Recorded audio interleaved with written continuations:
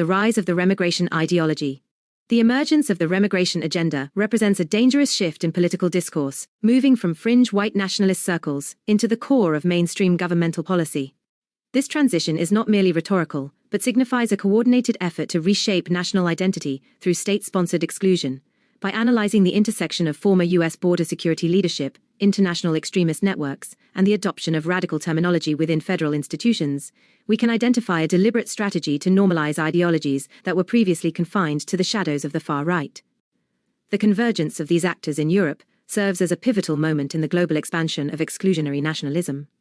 The globalization of nationalist rhetoric. The recent appearance of Gregory Bovino, a former high-ranking U.S. Border Patrol chief, at the Remigration Summit 2026 in Portugal, highlights the deepening ties between American security officials and European far-right movements. This event was not an isolated gathering of dissidents, but a strategic assembly of hundreds of activists, extremists, and political figures, aiming to transform the demographic fabric of the West. By sharing the stage with infamous white nationalists, Bovino granted a degree of institutional legitimacy to the concept of remigration, a euphemism that masks a more severe agenda of mass deportation based on ancestry, religion, or ethnic origin. The rhetoric used during this summit, and supported by the presence of a former American authority, seeks to dismantle the post-World War II consensus on human rights and refugee protections. When speakers openly praise figures associated with the Nazi regime while calling for demographic renewal, they are attempting to strip away the historical stigma surrounding ethnic nationalism. This process is intentionally designed to erode the moral safeguards that historically prevented governments from targeting specific groups for state-sanctioned removal. Legitimization of extremism. By featuring a former top U.S. border official, European far-right groups gain the validation required to shift their platform from the fringe to the mainstream political theater. Strategic rebranding. The use of clinical terms like remigration functions as a public relations tool, designed to sanitize the harsh reality of ethnic cleansing by framing it as a standard administrative policy.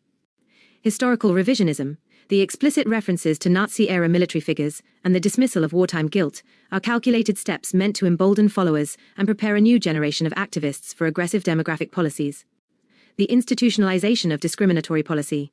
The influence of this ideology is no longer limited to speeches and rallies, it has actively permeated the machinery of the United States federal government. Reports indicate that federal agencies are currently undergoing significant shifts in priorities, moving away from humanitarian aid toward the creation of frameworks for mass population displacement. The planned establishment of an Office of Remigration within the government is a clear indicator that these radical concepts are being translated into official bureaucratic infrastructure, institutionalizing discriminatory practices at the highest levels of power. This institutional change forces a transformation in how civil servants interact with, track, and process immigrants.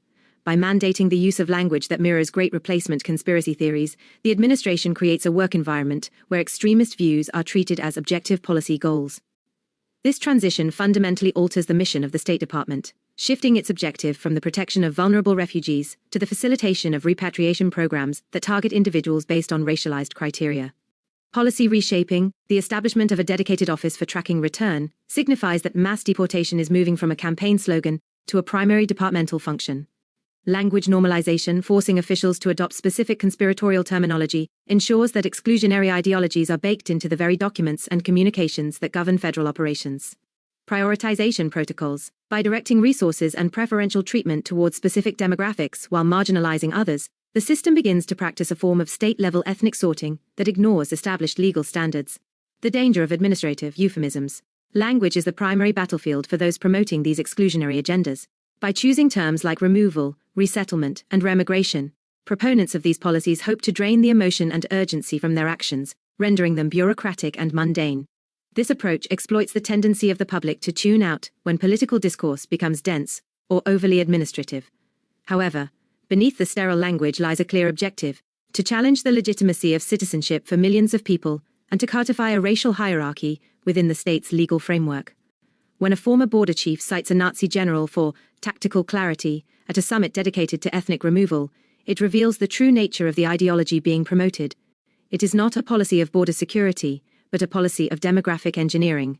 The normalization of this rhetoric, both by political leaders in the United States and by their allies across the globe, signals that the boundaries between nationalist sentiment and government action have effectively dissolved. The implications for the future of democratic institutions are severe, as the basic principle of equality under the law is openly traded for the convenience of nationalist fantasy. Administrative masking. The transition to antiseptic, administrative language is a tactical maneuver meant to avoid public outcry while preparing the infrastructure for systemic exclusion. Global feedback loops. When American officials adopt and amplify these terms, it creates a feedback loop that emboldens international extremists, who then use that American endorsement to push their own local agendas forward. Urgency of recognition. The alarm bells raised by observers are not an overreaction, they are a necessary response to the deliberate dismantling of human rights protections by actors who openly admire authoritarian precedents. Conclusion and summary of implications. In summary, the mainstreaming of remigration as a policy goal represents a critical turning point in modern governance. By bridging the gap between historical extremist ideologies and current bureaucratic policy, these political figures are systematically redefining the parameters of national belonging. The involvement of former security officials in international summits, combined with the structural reorganization of federal agencies, indicates that this is a long-term, calculated effort to institutionalize exclusion. Recognizing the intent behind this sanitized language is the first step toward understanding the profound threat that this ideological shift poses to international human rights and the foundations of democratic society. As this rhetoric moves from the periphery to the corridors of power, the necessity for public awareness and vigilance becomes increasingly urgent, ensuring that such exclusionary policies are recognized and challenged before they become entrenched in law.